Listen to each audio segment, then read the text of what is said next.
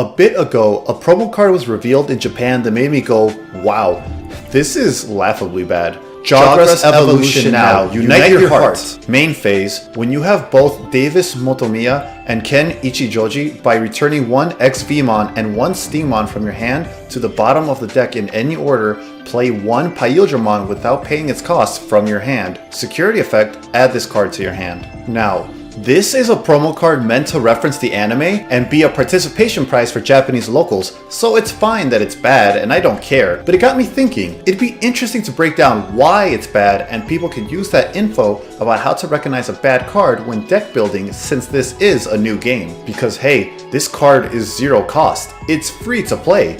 Why is it bad? In Digimon, a cheap card is really great because the less a card costs, the more actions you get per turn. Your turn ends when you spent enough memory to pass over 0 onto your opponent's side of the memory gauge. In Japan, Hidden Potential Discovered is looking to be meta-defining because of how strong its effect is to reduce Digivolution cost by 5 when the card itself is free to play at 0 memory cost. It does have a condition to meet, however, which means you have to fulfill the task it asks of you before you're allowed to use the effect you're paying 0 memory for. In the case of Hidden Potential Discovered, this is simply rest your Digimon. If this condition was a lot more difficult, things might be different. There, we start to see the problem with Jawgrass Evolution. The cost is free, but let's look at the condition you have to meet again. When you have both the Davis and Ken Tamer cards, this is already 8 memory you had to set up previously, and Ken is not that good of a card. That would already be asking a lot, but it keeps going. By returning one XVmon and one Stingmon from the hand to the bottom of deck, even though you don't need to play them, you now need 2 specific cards in your hand at the same time you play this card.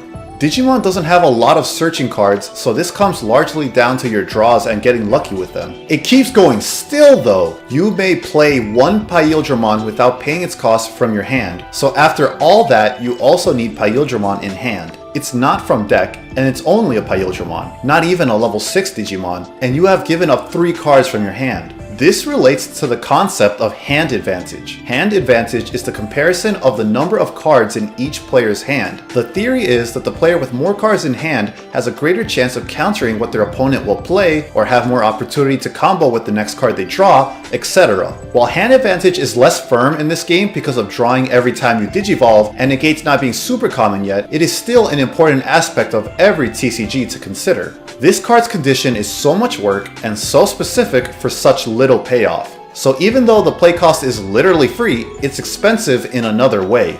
The other side of the coin to consider is how much a card impacts the board state. This ties into how little payoff Jawgrass Evolution has. You do all that to play a level 5 Digimon that is only 3 to digivolve into normally. No on-play effect, can't attack the turn it's played, so no immediate pressure either. Gaia Force, on the other hand, is a whopping 8 memory cost, but sees a lot of play because it has a huge impact on the board state. Your opponent could have built up an Omnimon, and for 8 cost, you can completely destroy it. No condition to meet, just destroy it. If your opponent went all in on that stack, it can be momentum swinging for you. So a large cost doesn't necessarily make a card bad if it has a big enough impact on board state and a reasonable condition to meet. I get why Jawgrass Evolution is how it is. It's referencing the scene in the anime where XVmon and Stingmon DNA digivolve into Pyldramon. It's cute and a good representation of it. It's nostalgic and a nice reward for going out and supporting your local scene. I don't care that it's a bad card. I just thought it'd make a great starting point for this discussion. I hope you found this interesting and that this info will help you choose cards for your decks in the future. I'll see you next time,